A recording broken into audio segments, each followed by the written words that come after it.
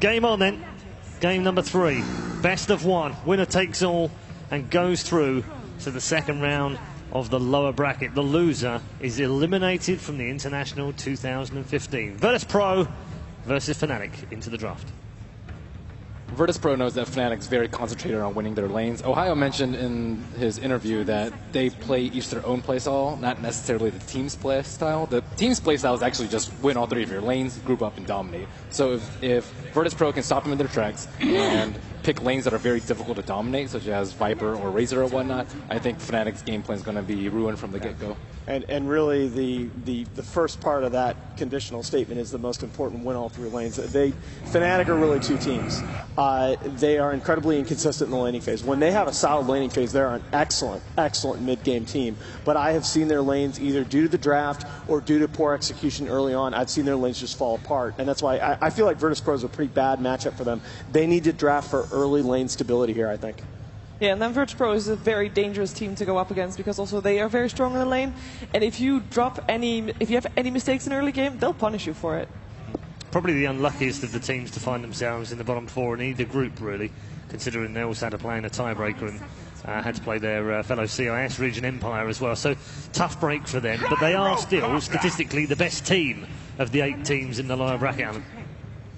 Statistically, yeah, I would probably fear VP up there with Vici Gaming and Navi. I would fear the most. Just having to play this team in a 1-game series is just so scary. I mean, if you look at G averages 4.4K net worth at 10 minutes. That's more than any other player. And I mean, he just is so dangerous a snowball player. And it looks like we might get to see the absolute. I am very happy that this happened. Mushi Shadowfiend is probably, to me, one of the icons of the International. It is, and in the opening film we saw today, you know, we had players like Ice Timbersaw, and well, now you had Mushi Shadowfiend, because he is the Shadowfiend player, and Shadowfiend on Radiant is way more scary.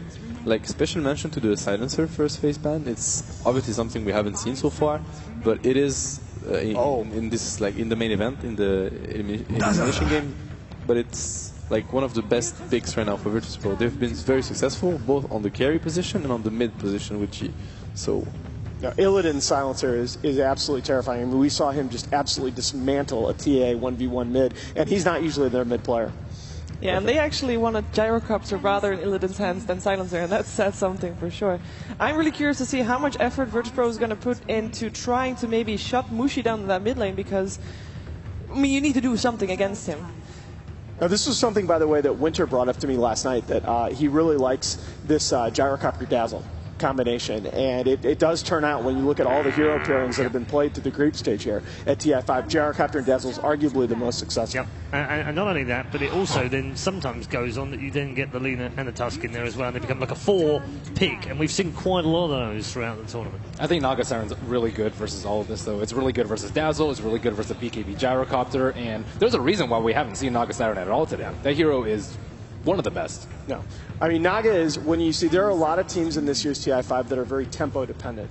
And Naga is an excellent hero for dictating tempo. And I think she's also a pretty good support hero, at least in lane. I think you'll almost certainly see this as a support Naga Siren. And you know, I'm going to bring that up right now because KYXY is one of those players. Like, the good thing also about drafting Naga that early, Naga is that type of hero. If you suddenly decide to play a Naga core and the other team is not ready for it, then it can sometimes pretty much be GG, because if you don't stop the Naga from like getting the Radiance and then she gets farmed and you don't have any clear illusions, there's actually nothing you can do about it. So it's quite scary when someone first face Naga, because you have to, you know, keep in mind that even though they never played it on carry, they could, and it could be like really hard to deal with. And if it's not on a carry, they have like so many combo tools that they can do, and there's no silencer.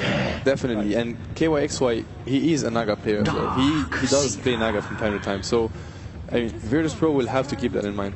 I mean, it's already shaping up to be a very scary teamfight lineup from Fnatic. To sleep into like vacuum wall with no silencer, I mean, you can probably BKB out of it, but it's not going to save your supports, and if your supports die, Dazzle is useless. If you don't want him to grab himself. When you see a lineup like this, you got to think about Enigma. Like, it's one of the scariest hero right now to play against. I mean, for Fnatic, if Fnatic gets Enigma, it's very scary. They also play Enigma on Johnny quite a lot. So I would not like to see the Enigma out of Fnatic here for one simple reason, and that's that, again, this is an issue with team fight lineups in general, and it's an issue for Fnatic in particular. You have to survive the laning phase to get that Wombo combo online, and I really worry about the Enigma pick in terms of the pressure that it would put on Fnatic. for sure, that's what they would have to do. But yeah, definitely. It would put a lot of pressure on them because it's quite greedy, but when you think about it as well, they don't need so much. They can just dodge fights, and then, because they sleep into hole, especially when you have the vacuum to back him up, And you there's can really literally nothing you can do about it. You can see by both the bans and the picks that both teams are placing a lot of emphasis on the laning phase. You see the Razor and the Viper banned, and you see, of course, FNG's Winter Wyvern banned out on the side of Fnatic. Definitely, and it's most likely, I mean, Virtus Pro, it's hard to call it, but I feel like it's going to be, it might be at least the Shaker offlane. They've been playing it more than Shaker support, but they do play Shaker as well. I mean, mainly on, actually FNG and Lil, both of them play it.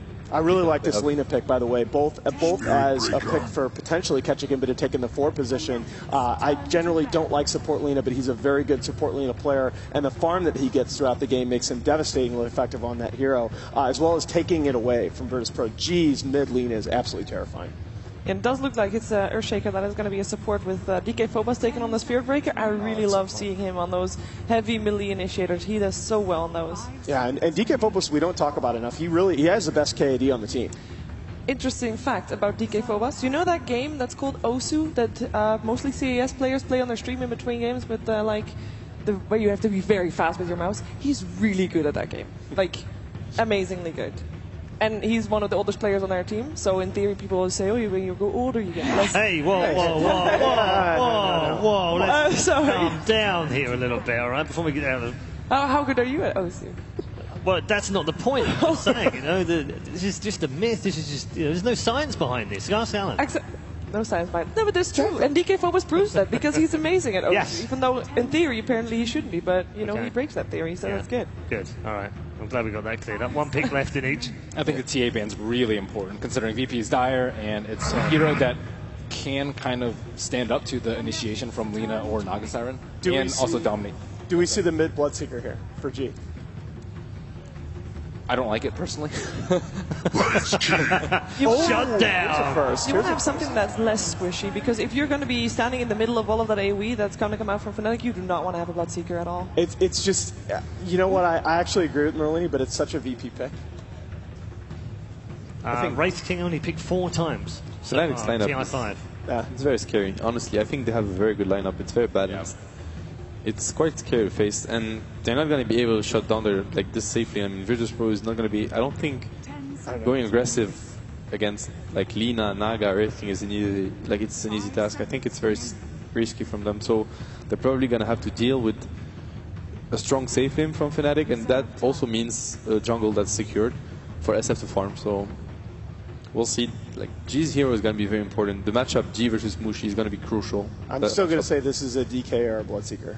I really do. I think that those are G's 2 best heroes probably that are left in the pool. I wouldn't be surprised that no matter what G plays, that Earthshaker is going to hang around mid until G is safe, and until Mushi on that Shadow Fiend is slowed down. Because, I mean, you're not going to stop him, but you can slow him down. The only problem with those melee heroes is that you're going to give SF a very good start. Yeah. And you're giving Mushi SF a very good start. So Dragon Knight. And that's what they're doing. So it was a very nice call from you, but I'm a bit worried for the G DK in that case, because I don't think Shaker is going to be enough for him to do well in the lane. I would tend to agree. I do think Fnatic have the stronger draft here, but again, you know, we've seen throughout the day today, it's execution, and especially execution early that matters. Definitely. Okay, it is the battle of the orange. Virtus Pro versus Fnatic. It's time to go and join our commentators. Give me great pleasure to introduce a man who has sweated blood and tears and passion to be at the International in the last 12 months. Capitalist, it's all yours. What an intro. Thank you, Red Eye. Couldn't be more excited here. We're going to be burning the midnight oil here, but the hype couldn't be realer. We've got 2 more best-of-1 elimination matches on our hands, Blitz. Fnatic facing up against Virtus Pro. This has got to be a tough one to call, right? Yeah, I would give the edge to Virtus Pro, but I think it was at, what was it, the tournament that we cast at MLG, where Fnatic actually knocked out Virtus Pro, if I remember correctly, or was it the other way around? Regardless, the game was really close. That's all I remember. And I'm pretty excited to see this, especially with how the last game went. If it's anything like the Navi Vici Gaming game. I'm so hyped for this. All right, starting things off already. A little bit of all chat coming in. Virtus Pro, just happy to be here. Have fun, says Lil. We're going to be starting things off. Looks like pretty normal. We got a defensive tri-lane coming out from Virtus Pro. Illidan playing a signature gyrocopter. Lil going to be playing the Earthshaker, babysitting him, and probably roaming into that middle lane. FNG is on our Dazzle, sitting behind God's Dragonite in the middle lane. And we have an off-lane DK Phobos Spirit Breaker. Meanwhile, on the Fnatic side, 4 of them inside of their own jungle right now, starting with KYXY on the Wraith King. Johnny playing his Lina. Mushi on the Naga Siren. Ketchigimba playing the SF, and Ohio on the off-lane Darkseer. I'm actually so excited to see this mid matchup. I'm actually really surprised to see that Ketchuk Imba is actually going to be the mid player for Fnatic in this game. And how often do you see that? Mushi just giving up that role, I guess, and it looks like he's going back to playing support. Yeah, we talked about this, right? That Mushi, it seemed like Mushi wanted to be able to take that mid role onto himself and basically put the whole entire team on his back. But it seems like in this moment, when you come down to the very clutch, he's going to depend on his allies. He's going to be playing that support role and relying on Ketchigimba and KYXY to carry him. They're going to be heading now into the middle lane. Starting things off, Johnny already doing that early blocking that most supports should try and do in order to get Ketchigimba that slight bit of advantage over the DK, because this is already going to be a really tough matchup for the DK, correct? Yeah, it's actually not a lane that he's going to succeed in, because even with the Dazzle there, they have almost no kill potential onto the Shadow Fiend.